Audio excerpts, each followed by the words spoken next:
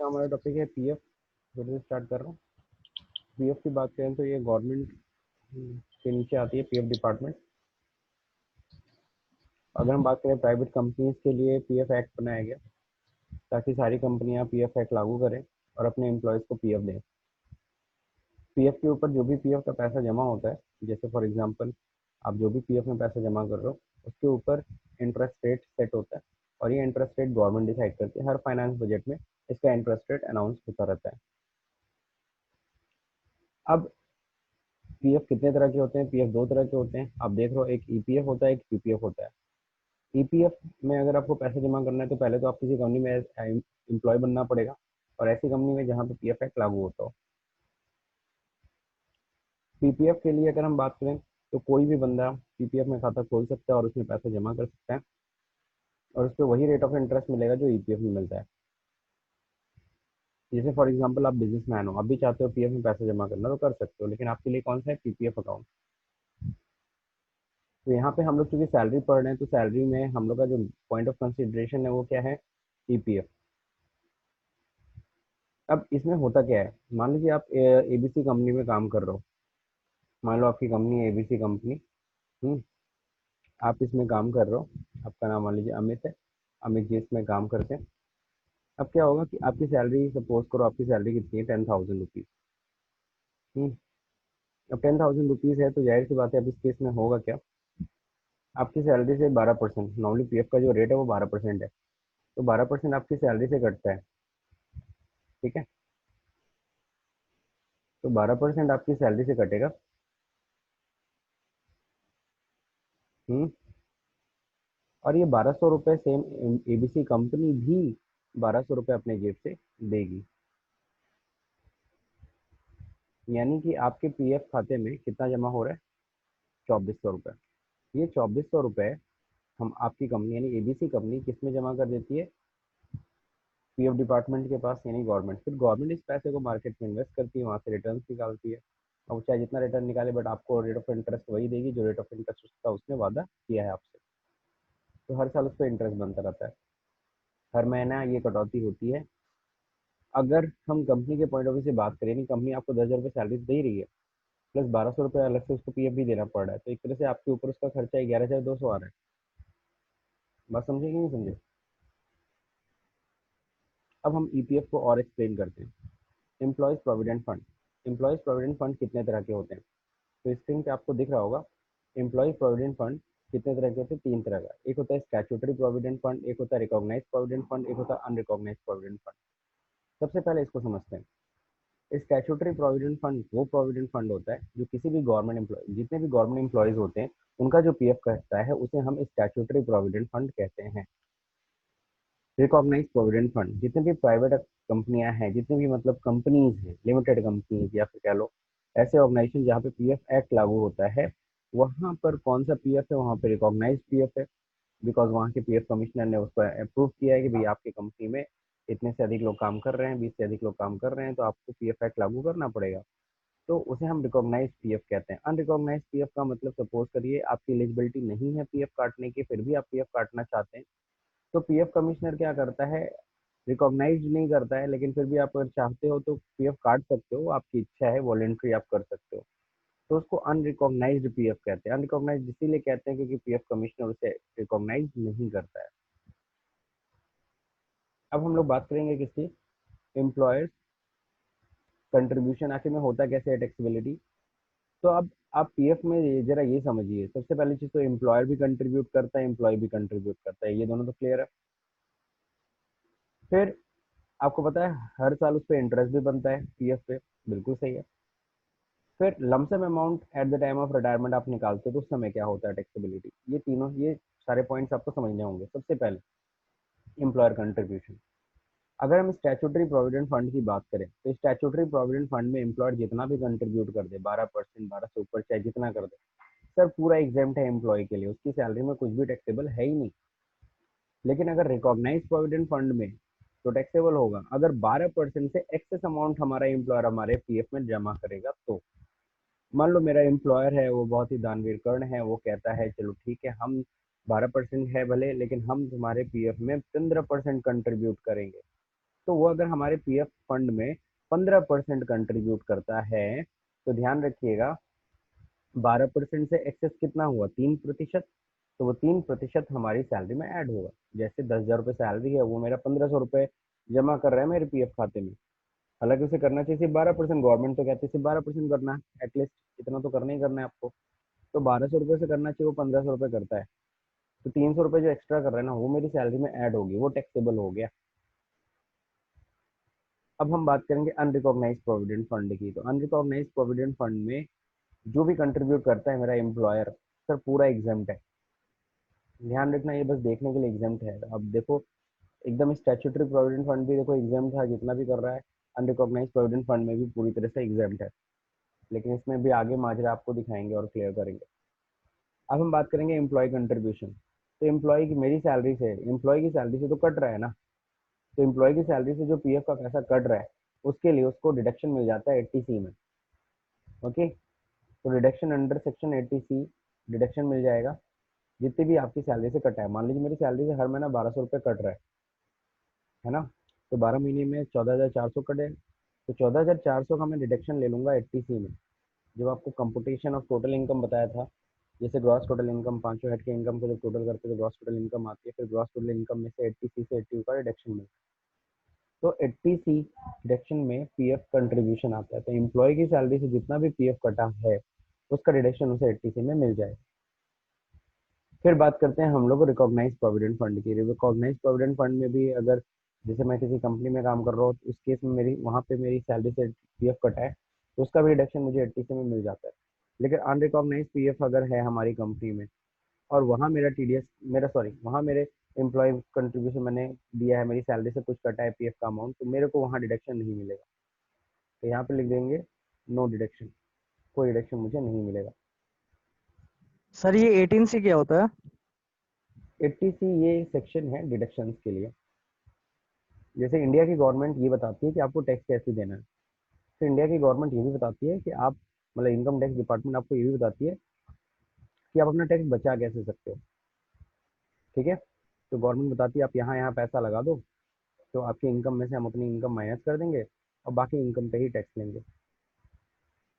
ठीक, तो 80C आगे आप लोग डिडक्शन चैप्टर में पढ़ोगे, तो उसमें करीबन 1.5 लाख तक का डिडक्शन है। जैसे फॉर एग्जांपल, अगर आपकी इनकम है 5,50,000 रुपये, और अगर आपने 1.5 लाख रुपए ऐसी जगह पे लगा दिया जो गवर्नमेंट ने बताया गया है, जैसे पीएफ हुआ, एलआईसी हुआ, इन सब जगहों पे, तो आपने अगर 1.5 लाख रुपए तक ऐसे जगह पे इन्वेस्ट कर दिया है, तो 5,50,000 में से सीधे 1.5 लाख माइनस हो जाएगा और सिर्फ आपको 4 लाख पे टैक्स देना पड़ेगा।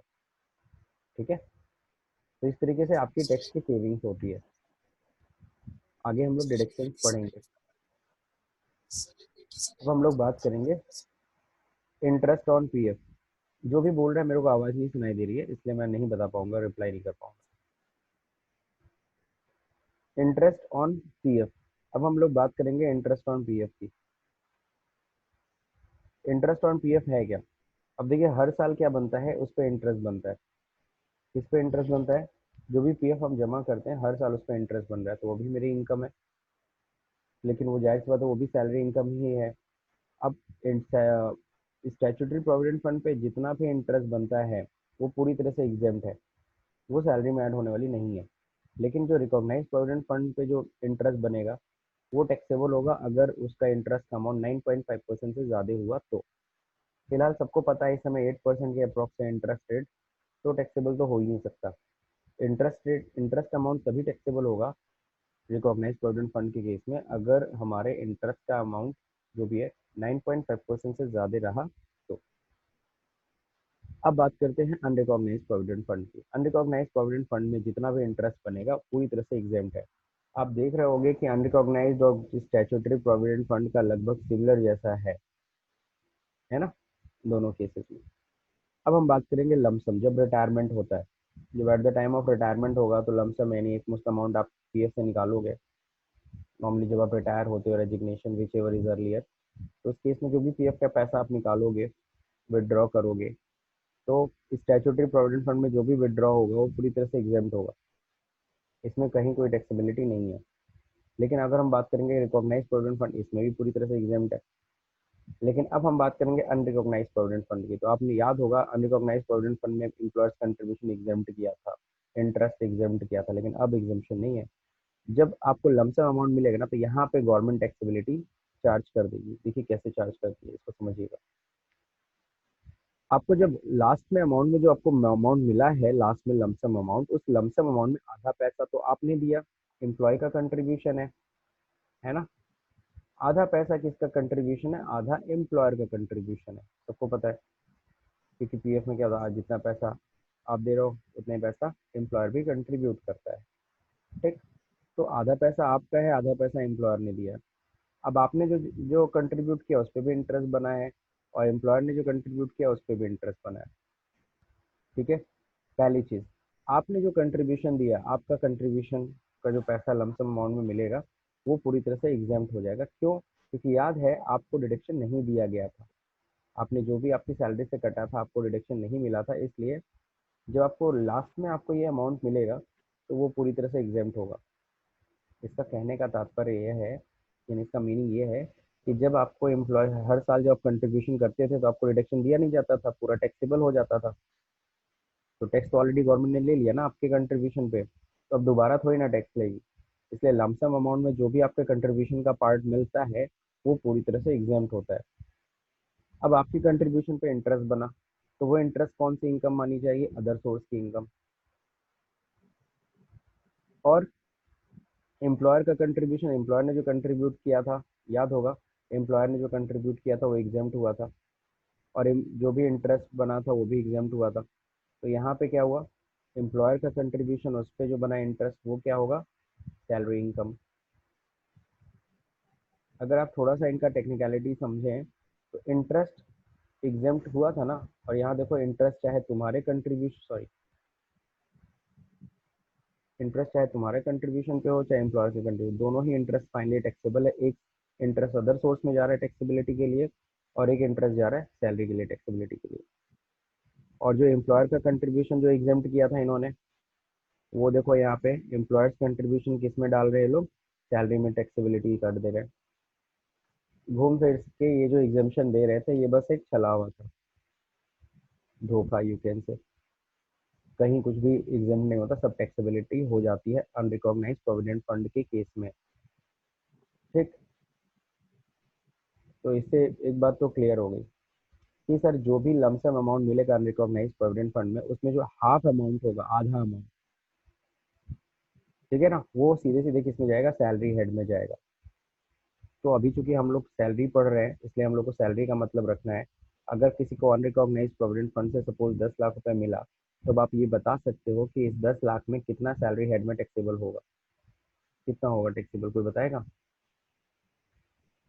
अगर किसी को अनरिकॉग्नाइज प्रोविडेंट फंड में 10 लाख रुपए मिल रहा है वो, है ना, तो उस 10 लाख में कितना सैलरी हेड में टैक्सेबल हुआ, किसी के पास जवाब है।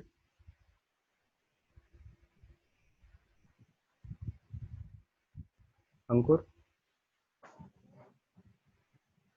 12,500 होगा ना, 12% के हिसाब से। मैं क्या कह रहा हूँ, अरे भाई लमसम अमाउंट रिटायरमेंट पे उसको मिल रहा है कितना, अनरिकॉग्नाइज, मान लो आप किसी कंपनी में काम करो जहाँ अनरिकॉग्नाइज पीएफ था, अब वहाँ तुम रिटायर हो रहे हो, तुमको 10 लाख रुपए अनरिकॉग्नाइज पीएफ से मिल रहा है, तो इसमें कितना पार्ट सैलरी में टैक्सेबल हुआ। नहीं पता सर। और कोई बताएगा।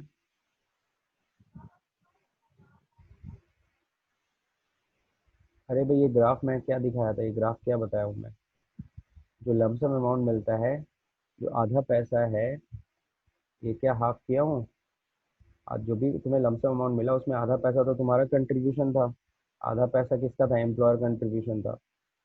तो जो आधा पैसा कंट्री एम्प्लॉयर कंट्रीब्यूशन उसका इंटरेस्ट था वो किस में जा रहा है, सैलरी में ना। यानी 10 लाख अगर रिटायरमेंट पे मिला है, यानी इसका हाफ यानी 5 लाख रुपए सीधे सैलरी हेड में टैक्सेबल होगा। ठीक है। तो जब पढ़ा रहा हूँ तो जरा सब लोग ध्यान दीजिए, चीज़ों को समझिए, क्योंकि इनकम टैक्स में चीज़ें बस समझना है, कुछ रटना उठना नहीं है।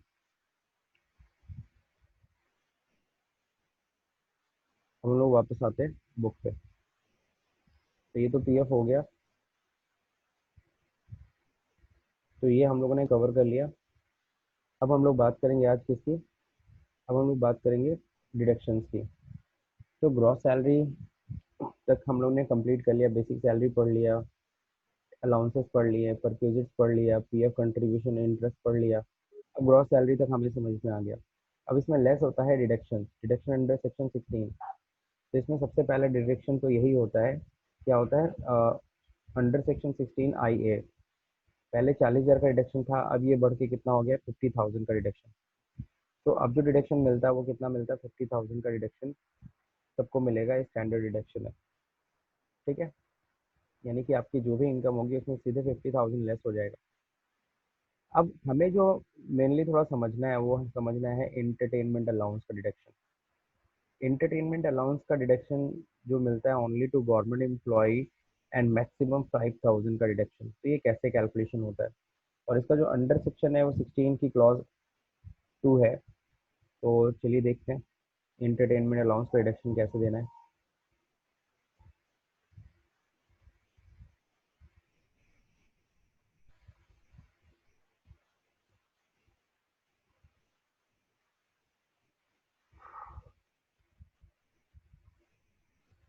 ओके, तो डिडक्शन फ्रॉम सैलरी, इसमें देखो इन्होंने एक्सप्लेन किया पहले क्या एंटरटेनमेंट अलाउंस। एंटरटेनमेंट अलाउंस होता क्या है, मैंने आपको बता रखा था कि ये नॉर्मली कंपनी अधिकारी लोग होते हैं या फिर कह लो जो अच्छे पोस्ट पर, तो उन लोग को ये एंटरटेनमेंट अलाउंस दिया जाता है। किसके लिए मिलता है, अपने क्लाइंट्स को या कस्टमर को एंटरटेन करने के लिए। अब इसमें देखो दे रखा है deduction for entertainment allowance is allowed only to government employ. जो डिडक्शन मिलता है for entertainment allowance only to the government employees को ही इसका डिडक्शन मिलेगा। First the actual amount received is added to the salary. पहले तो जब भी एंटरटेनमेंट अलाउंस मिले, जो भी मिल रहा है उसको पहले सैलरी में ऐड करोगे टैक्सेबिलिटी की तरफ, फिर बाद में उसको डिडक्शन दोगे। In the next step list of the following is deductible. इन तीनों में से जो कम होगा वो डिडक्शन मिलेगा। पहला 5,000 रुपीज पर एनम, क्योंकि गवर्नमेंट ने notified amount, you can say notified amount. तो नोटिफाइड अमाउंट जो है वो 5,000 है, तो 5,000 का डिडक्शन मैक्सिमम है। सेकेंड कह रहा है 20% ऑफ सैलरी। ओके, यहाँ पे जब 20% ऑफ सैलरी कह रहा है, तो 20% ऑफ सैलरी मीन्स यहाँ पे क्या है, सैलरी का मतलब यहाँ पे सिर्फ और सिर्फ बेसिक सैलरी से। ठीक है, यानी कि बेसिक सैलरी का 20%। और तीसरा कह रहा है actual amount of entertainment allowances granted during the previous year. ठीक, कितना तुम्हें एंटरटेनमेंट अलाउंस मिला, actual amount of entertainment allowance you can say receive. Okay, कितना एंटरटेनमेंट अलाउंस तुम्हें रिसीव हुआ है। इन तीनों में से जो कम होगा वो एग्जाम्प्ट होगा। ठीक, जैसे कि यहाँ पे नीचे एक एग्जाम्पल में समझाया है, एग्जाम्पल जरा समझिएगा। X is a government employ, he receives entertainment allowance 4,000 per month. इसको हर महीना 4,000 रुपये एंटरटेनमेंट अलाउंस मिलता है। His basic salary is 10,000 per month, DA is 5,000 per month. Compute the amount of deduction available from entertainment allowance. तो list of the following सबसे पहले, अच्छा sorry, ये एंटरटेनमेंट अलाउंस 4,000 रुपये पर मंथ नहीं है, 400 रुपये। ठीक, अब सही है, क्वेश्चन में थोड़ा गड़बड़ी थी। 400 रुपये पर मंथ, 400 रुपये पर मंथ इनको एंटरटेनमेंट अलाउंस मिलता है। बेसिक सैलरी आपने देख रखा है 10,000 रुपये है। सबसे पहले तो एंटरटेनमेंट अलाउंस मिला कितना, 4,800 रुपये। 400 रुपये एक महीने का, तो 12 महीने का 4,800 रुपये एंटरटेनमेंट अलाउंस मिला। फिर 20% ऑफ बेसिक सैलरी। तो बेसिक सैलरी है कितनी उनकी, बेसिक सैलरी है 10,000 रुपये, तो 12 महीने का 1,20,000 हुआ। 1,20,000 का 20% कितना हो गया, है ना, 1,20,000 का, अरे यार कुछ ज़्यादा इतनी कम है, इन्होंने कैलकुलेशन कुछ गड़बड़ किया, रुक जाओ।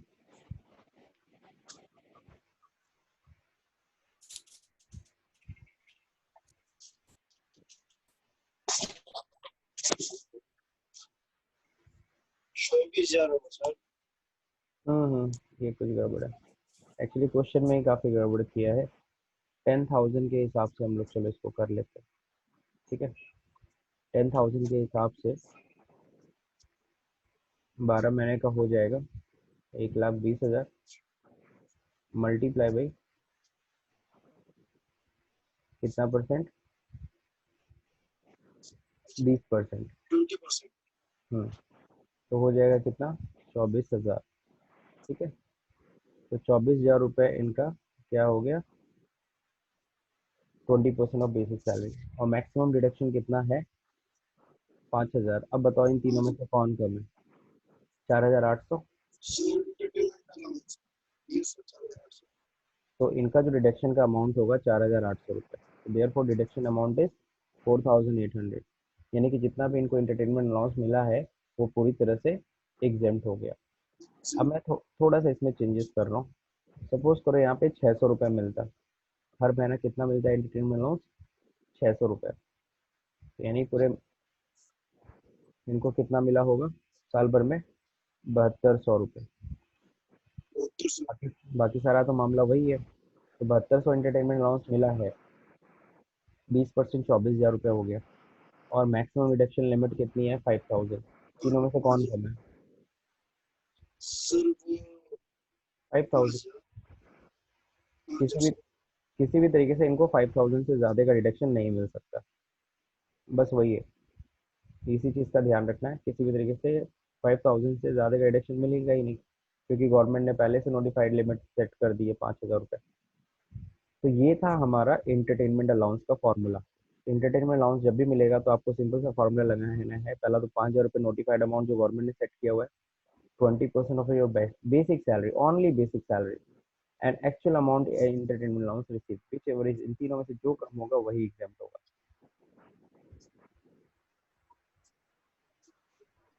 अब हम लोग बात करेंगे किसकी, टैक्स ऑन एम्प्लॉयमेंट या प्रोफेशनल टैक्स। तो प्रोफेशनल टैक्स जो मिलता है वो किस तरीके से टैक्सेबल होता है या फिर उसमें किस तरीके से एग्जेम्पशन मिलता है, इसको हम लोग समझेंगे। तो टैक्स ऑन एम्प्लॉयमेंट या फिर प्रोफेशनल टैक्स, तो इसमें देखिए दे रखा है, a deduction of any sum paid by the assessee on account of tax employment shall be allowed. ठीक, अगर तुम्हारा कोई भी, अगर सपोज करो तुम्हारी सैलरी से कोई भी एम्प्लॉयमेंट टैक्स या प्रोफेशनल टैक्स के नाम से कुछ भी कटा है, नॉर्मली बहुत ही नॉमिनल सा अमाउंट होता है, 200 रुपये पर मंथ है, इस तरह से कुछ कटता है प्रोफेशनल टैक्स। वो भी सारे स्टेट्स में नहीं है, कुछ ही स्टेट्स में है, लेकिन यूपी ऐसा स्टेट है जहाँ पे पी टैक्स यानी प्रोफेशनल टैक्स कटता है। ठीक, this deduction allowed on payment basis. तो जाहिर सी बात है, अगर तुम्हारा पी टैक्स कटा है तो उसका भी डिडक्शन आपको अंडर सेक्शन 16 की क्लॉज 3 में मिल जाएगा। अब यहाँ पे देखो दे रखा, mister Aditya is managing director of ABC, ये इंटरनेट का फिर इशू होना शुरू। चलो, mister Aditya is managing director of ABC company limited in Mumbai. He received the following emoluments in the financial year 2016-17। ये एग्जाम्पल है, ध्यान रहे। अब इसमें इन्होंने दे रखा है बेसिक पे। एक मिनट में इसको पढ़ाने से पहले एक चीज़ क्लियर कर दूं कि हम लोग ने सारे डिडक्शन, कुछ नेट का फिर इशू होना शुरू हो गया।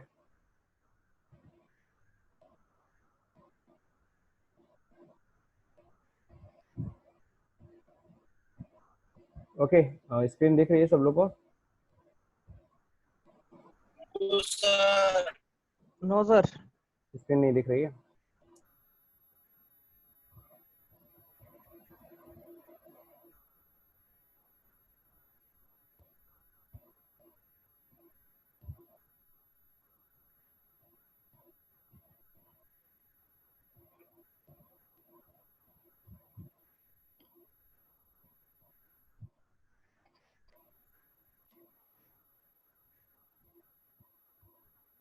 अजीब सी ये प्रॉब्लम है।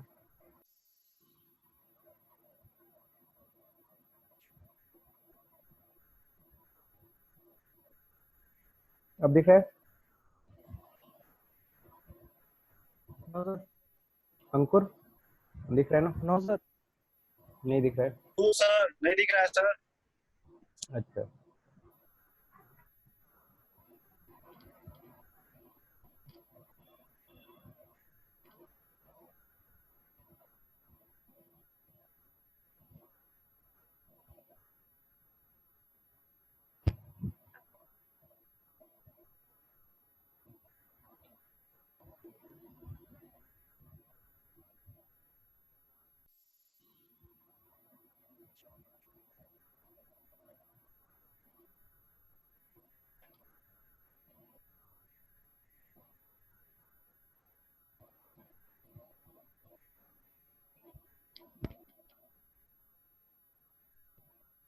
चलिए ठीक है, इतना बस समझ लेते हैं कि डिडक्शंस में 3 तरह के डिडक्शंस हैं। पहला कौन सा डिडक्शन है? पहला डिडक्शन है आप लोग का स्टैंडर्ड डिडक्शन, जो कि 50,000 रुपीज़ का है, जो सभी लोग को मिलता है। कौन से सेक्शन के तहत? 16 की क्लॉज आई है। इसके बाद सेकंड डिडक्शन था हमारा एंटरटेनमेंट अलाउंस का डिडक्शन। एंटरटेनमेंट अलाउंस किसी को भी मिलता है, पहले तो उसको टैक्सेबल अलाउंस के सर आवाज नहीं आ रही है सर। डिस्कनेक्ट भी हो जा रहा है, कुछ नेट का इशू है।